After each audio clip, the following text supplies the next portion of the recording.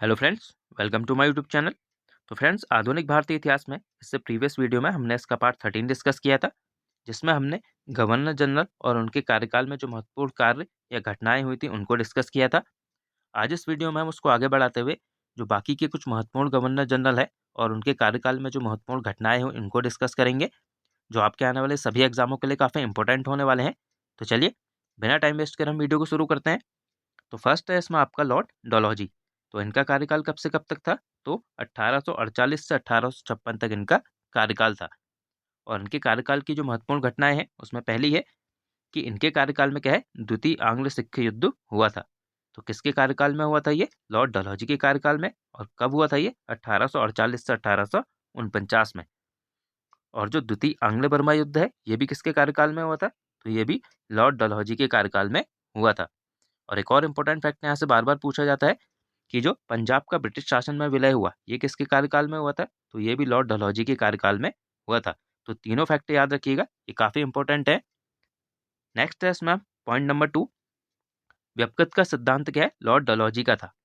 और इसके तहत इन्होंने किन किन राज्यों को अपने शासन में मिलाया था? तो इनका क्रम जरूर पूछा जाता है, तो याद रखिएगा इसको। तो पहला है इसमें सतारा 1848, दूसरा है आपका जैतपुर एवं संबलपुर 1849, उसके बाद है बघाट 1850, उसके बाद है उदयपुर 1852, फिर है झांसी 1853 और उसके बाद है नागपुर 1854।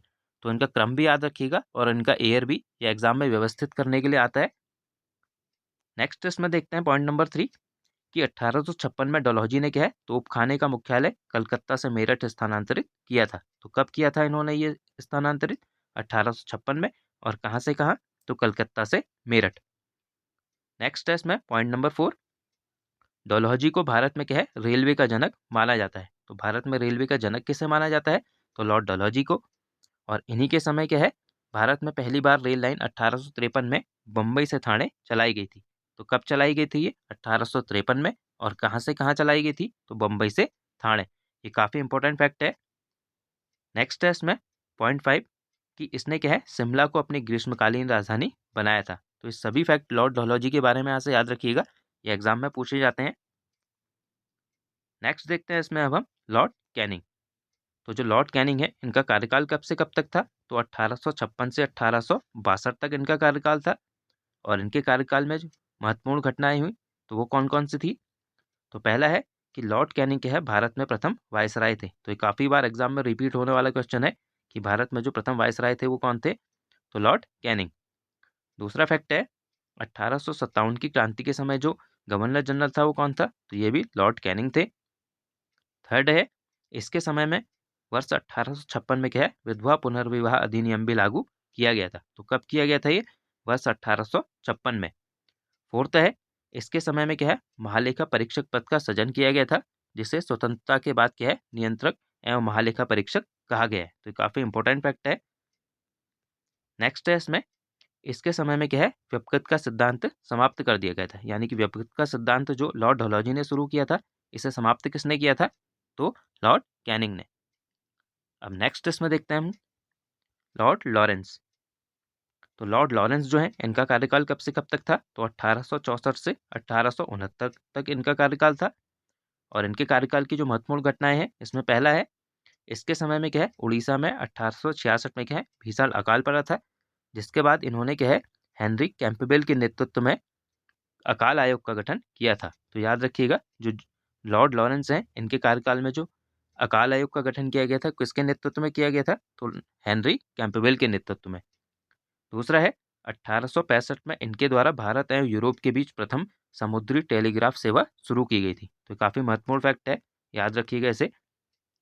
नेक्स्ट देखते हैं अब इसमें लॉर्ड मेयो।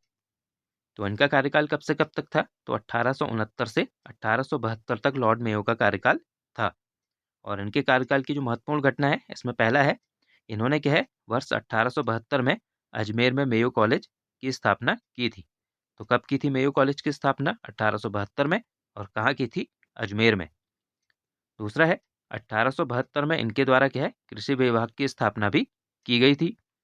और थर्ड है, भारत में अंग्रेजों के समय में प्रथम जनगणना 1872 में लॉर्ड मेयो के कार्यकाल में ही हुई थी। तो ये तो काफ़ी बार पूछा गया है एग्जाम में क्वेश्चन कि भारत में जो प्रथम जनगणना है वो किसके कार्यकाल में हुई थी, तो लॉर्ड मेयो के कार्यकाल में, और कब हुई थी, 1872 में। तो सभी फैक्टों को याद रखिएगा यहाँ से। नेक्स्ट है इसमें लॉर्ड नॉर्थब्रुक। तो इनका कार्यकाल कब से कब तक था, तो 1872 से 1876 तक इनका कार्यकाल था। और इनके समय में क्या हुआ था, तो इनके समय में पंजाब में कूका आंदोलन हुआ था। तो एक ही फैक्ट इंपॉर्टेंट है इनके बारे में, याद रखिएगा इसको। नेक्स्ट है इसमें अब लॉर्ड लिटन। तो जो लॉर्ड लिटन है इनका कार्यकाल कब से कब तक था, तो 1876 से 1880 तक इनका कार्यकाल रहा था। और इनके कार्यकाल की जो महत्वपूर्ण घटना थी इसमें पहला है, इसके कार्यकाल में क्या है, वर्ष 1878 में वर्नाकुलर प्रेस एक्ट पारित किया गया था। तो ये काफ़ी महत्वपूर्ण है कि वर्नाकुलर प्रेस एक्ट किसके कार्यकाल में पारित किया गया था, तो लॉर्ड लिटन के कार्यकाल में। और कब किया गया था ये, 1878 में। और जो वर्नाकुलर प्रेस एक्ट है इसके तहत क्या है, अगर कोई समाचार पत्र सरकार विरोधी चीज़ें अपने पत्र में छापता था तो उसके प्रिंटिंग प्रेस पर क्या है, प्रतिबंध लगा दिया जाता था। तो याद रखिएगा किसके कार्यकाल में था और कब पारित किया गया था। दूसरा है इनके बारे में कि इनके कार्यकाल में क्या है, बम्बई, मद्रास, हैदराबाद, पंजाब में भयानक अकाल पड़ा, जिसके बाद इन्होंने क्या है, रिचर्ड स्ट्रेची की अध्यक्षता में अकाल आयोग का गठन किया था। तो इन्होंने किसकी अध्यक्षता में किया था अकाल आयोग का गठन, रिचर्ड स्ट्रेची की अध्यक्षता में। नेक्स्ट है फैक्ट नंबर 3 इनके बारे में कि इसके द्वारा 1878 में आर्म्स एक्ट पारित किया गया था, जिसके तहत भारतीयों द्वारा अपने पास हथियार रखने का अधिकार छीन लिया गया था। तो सभी फैक्ट काफ़ी महत्वपूर्ण है, याद रखिएगा इनको। नेक्स्ट है अब इसमें लॉर्ड रिपन। तो लॉर्ड रिपन का कार्यकाल कब से कब तक था, तो 1880 से 1884 तक इनका कार्यकाल था। और इनके कार्यकाल की जो महत्वपूर्ण घटना है उसमें पहला है, इन्होंने क्या है, लॉर्ड लिटन द्वारा पारित वर्नाकुलर प्रेस एक्ट को वर्ष 1882 में रद्द किया था। तो वर्नाकुलर प्रेस एक्ट को किसने रद्द किया था, तो लॉर्ड रिपन ने। और कब किया था, वर्ष 1882 में। सेकंड है, इनके समय में क्या है, भारत में वर्ष 1881 में सर्वप्रथम क्या है, नियमित जनगणना करवाई गई थी। तो याद रखिएगा नियमित जनगणना जो करवाई गई थी किसके कार्यकाल में कराई गई थी, तो लॉर्ड रिपन के कार्यकाल में। और कब, 1881 में। थर्ड पॉइंट है, भारत में स्थानीय स्वशासन का जनक किसे माना जाता है, तो ये भी काफ़ी इंपॉर्टेंट फैक्ट है, तो लॉर्ड रिपन को। फोर्थ फैक्ट है, इनके कार्यकाल में क्या है, वर्ष 1881 में प्रथम फैक्ट्री अधिनियम भी लाया गया था। तो सभी फैक्ट काफ़ी महत्वपूर्ण है। नेक्स्ट देखते हैं अब लॉर्ड डफरिन। तो लॉर्ड डफरिन का कार्यकाल कब से कब तक था, तो 1884 से 1888 तक इनका कार्यकाल था। और इनके कार्यकाल की महत्वपूर्ण घटना में पहला है कि इनके कार्यकाल में क्या है, तृतीय आंग्ल बर्मा युद्ध जो 1885 से 1888 में हुआ था, वो किसके कार्यकाल में हुआ था, तो लॉर्ड डफरिन के कार्यकाल में। तथा बर्मा को अंतिम रूप से अंग्रेजी राज्य में किसके शासनकाल में मिलाया था, तो ये भी लॉर्ड डफरिन के कार्यकाल में। और नेक्स्ट है जो काफ़ी इंपॉर्टेंट है और बार बार रिपीट होने वाला क्वेश्चन है ये, कि लॉर्ड डफरिन के कार्यकाल में क्या है, वर्ष 1885 में भारतीय राष्ट्रीय कांग्रेस की स्थापना हुई थी। तो दोनों फैक्ट काफ़ी महत्वपूर्ण है। नेक्स्ट देखते हैं अब इसमें हम लॉर्ड लैंसडाउन। तो लॉर्ड लैंसडाउन का कार्यकाल कब से कब तक था, तो 1888 से 1894 तक इनका कार्यकाल था। और इनके कार्यकाल की महत्वपूर्ण घटनाओं में पहला है, इनके समय में भारत और अफगानिस्तान के बीच क्या है, सीमा रेखा डूरंड रेखा का निर्धारण किया गया था। तो भारत और अफगानिस्तान के बीच कौन सी रेखा है, डूरंड रेखा, याद रखिएगा इसको। और दूसरा है, इसके समय में क्या है, वर्ष 1891 में दूसरा कारखाना अधिनियम लाया गया था, जिसमें स्त्रियों को क्या है, 11 घंटे प्रतिदिन काम करने पर प्रतिबंध लगाया गया था। नेक्स्ट देखते हैं अब इसमें हम लॉर्ड कर्जन। तो जो लॉर्ड कर्जन है इनका कार्यकाल कब से कब तक था, तो 1899 से 1905 तक इनका कार्यकाल था।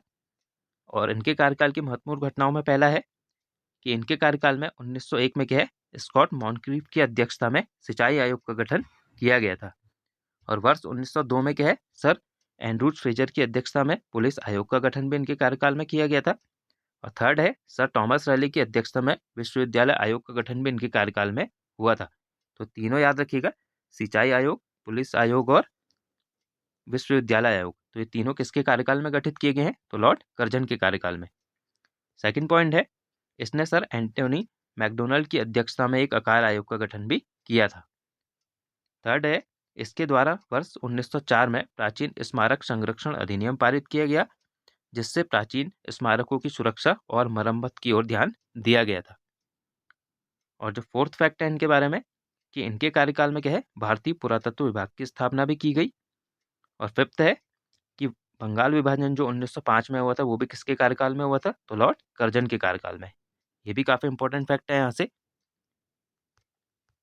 तो फ्रेंड्स आज हमने जो भारत में गवर्नर जनरल हुए उनसे जो महत्वपूर्ण क्वेश्चन एग्जाम में पूछे जाते हैं उनको डिस्कस किया। आई होप आपको वीडियो पसंद आई होगी। तो मिलते हैं हम नेक्स्ट वीडियो में। Thank you friends.